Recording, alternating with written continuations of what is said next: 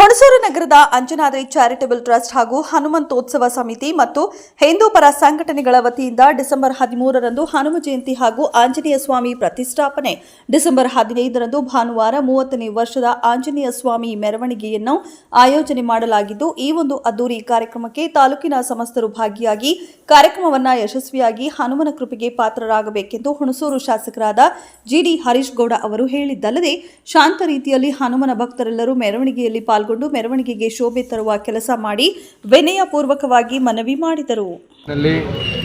ಪ್ರತಿ ವರ್ಷದಂತೆ ಈ ಬಾರಿಯೂ ಸಹ ಹನುಮ ಜಯಂತಿ ಕಾರ್ಯಕ್ರಮವನ್ನು ಭಕ್ತಿಯಿಂದ ಶ್ರದ್ಧೆಯಿಂದ ಆಚರಣೆ ಮಾಡ್ತಾ ಇದ್ದೇವೆ.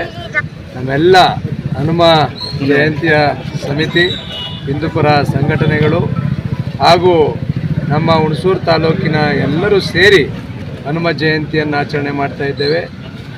ಡಿಸೆಂಬರ್ 15ನೇ ತಾರೀಕು ನಾವೆಲ್ಲರೂ ಸಹ ಹನುಮ ಜಯಂತಿಯಲ್ಲಿ ಪಾಲ್ಗೊಂಡು ಹನುಮನ ಕೃಪೆಗೆ ಪಾತ್ರರಾಗಬೇಕಾಗಿ ಎಲ್ಲರಲ್ಲೂ ಮನವಿಯನ್ನು ಮಾಡ್ತೇನೆ.